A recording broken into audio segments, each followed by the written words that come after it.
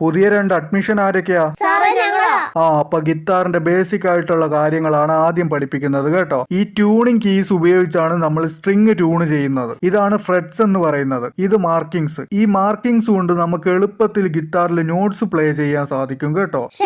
ഇനി നമുക്ക് സ്ട്രിങ്ങിലേക്ക് വരാം. താഴത്തെ സ്ട്രിങ് ആണ് first string E, second string B, third string G, fourth string D, fifth string A and sixth string E. ഇതെന്താടി ABCD പഠിപ്പിക്കുവാണോ? നിനക്ക് എന്തെങ്കിലും മനസ്സിലാവുന്നുണ്ടോടി? ഇല്ലടി, കുറെ സ്ട്രിങ് ഉണ്ടെന്ന് മനസ്സിലായി. നിങ്ങൾ ആത്മാർത്ഥമായിട്ട് ഗിറ്റാർ പരിശീലിക്കുകയാണെങ്കിൽ നമുക്ക് 1 വർഷം കൊണ്ട് തന്നെ കംപ്ലീറ്റ് പഠിച്ചെടുക്കാൻ സാധിക്കും കേട്ടോ.